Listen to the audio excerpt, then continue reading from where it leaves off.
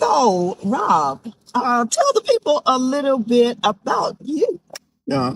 Well, like she said, my name's Rob, and I'm one of the siblings that actually left home after I finished high school. As a matter of fact, I stayed on for the 4th of July, and on the 14th, I left. I joined the Air Force, and actually did 26 years, and retired in Langley from Langley Air Force Base in Hampton, Virginia, and that's still where I reside.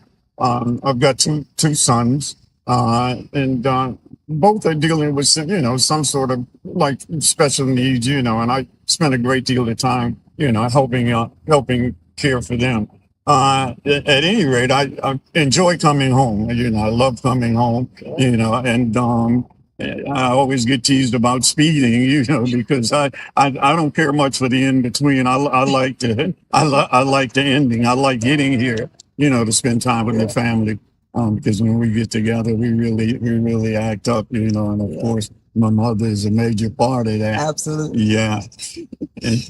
He's talking about speed, and I can really tell y'all a story, but we won't do that today. We'll let you have your time. He's laughing because he understands why I say that. So, Rob, tell the people just a little bit about your involvement, because you talk about the fact that you don't live here. You're not local like the rest of us. You're in Virginia, but you contributed as well. So talk about the ways in which you did that. Yeah. Well, I'll just start at this point, because we used to talk quite a bit about refurbishing the house, doing some upgrades, because the house is like 40 years old, and there's some things that we wanted to do, and it was in our heart. It's something that we were really uncomfortable about, because there were wallpaper in some places, and there were some other things that that were aged. And we talked about doing that. And I know Mom was spending quite a bit of time in bed, and it seems that she was depressed or whatever sometimes. And we went in and talked to her one day and said, Mom, look, if we redo your room and a couple more things maybe around the house, do some upgrades, would you come on out, spend some time with us and let's live again, Yeah. And she assured us, that she would, there's some things that she wanted done. And we talked about that. And so my siblings, in the meantime, I went back to Virginia. And in the meantime, we talked about the things that were affordable.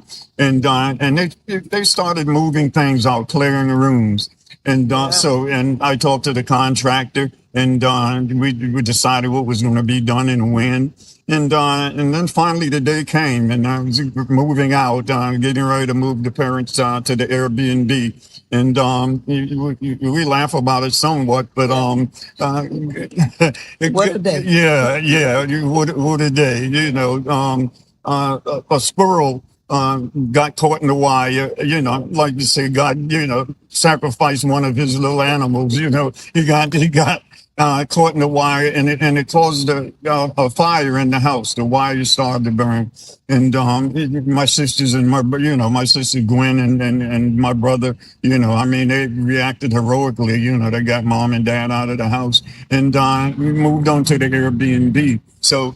When we evaluated the house, we were blessed in the sense that we were able to do much more now than we had intended to do, so, and we call it a blessing. I spent about 4.5, 5 months here, doing renovations, and picking furniture along with my siblings. And we redid the whole house. And prior to doing it, we sat and thought everything out, when bringing them back, in order to move their walkers around and move their wheelchairs in order to, for them to move around the house.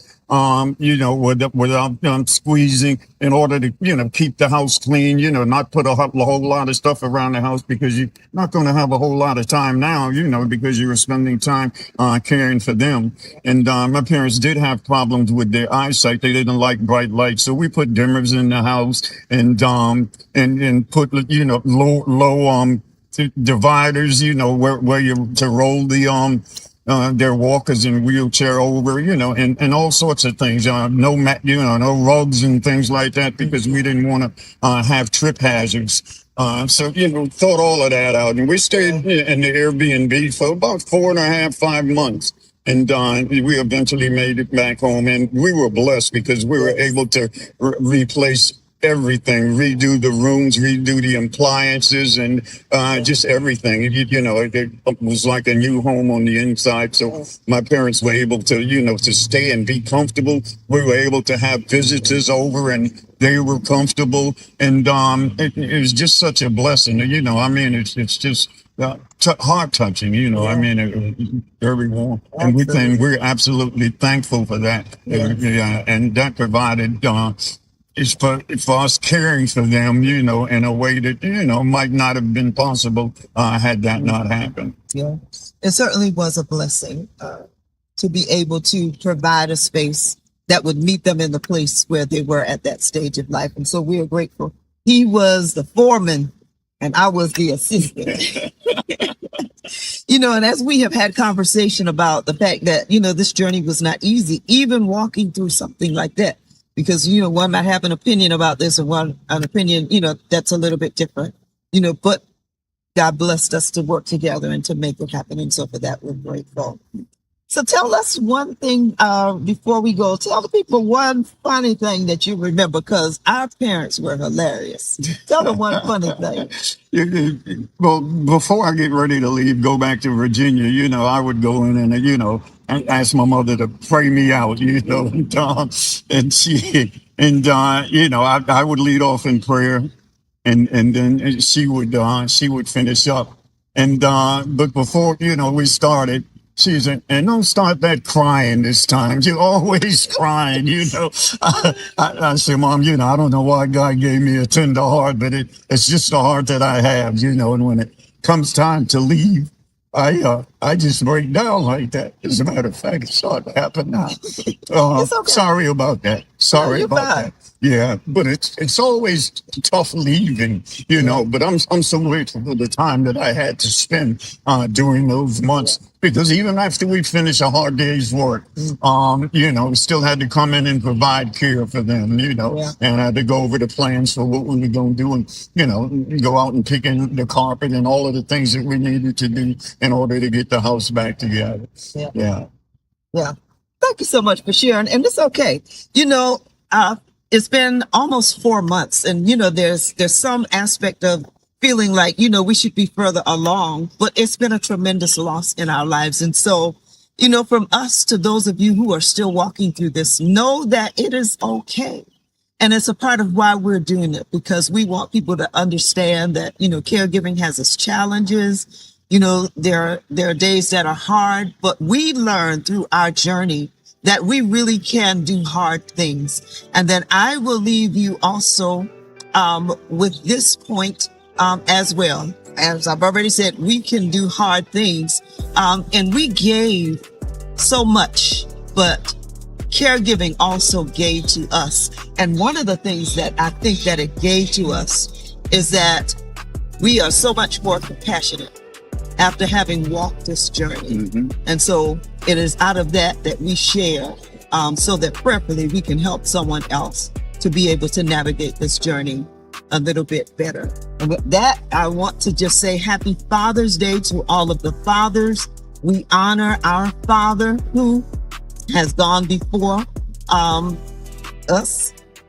And Rob, we honor you as the eldest, as the male in this family. We honor you. Happy Father's Day to you. We love you. Thanks so much, and love back at you. Yes. I always say I love my family. I love all of my family. Yes, you sure do. And I thank you for the love that y'all show me. Absolutely. And you take good care of me. Yeah. We're going to do that. Yeah. And we're going to do that just like you take care of us. Yeah. And so, again, this is our sibling edition and also our Father's Day edition. So he has to now step into the role of fathering us in the absence of our father. Again, have a wonderful rest of this Father's Day. We will see you next time whenever there's another edition of the Caregiver Conversation. Be blessed. See you. Blessings.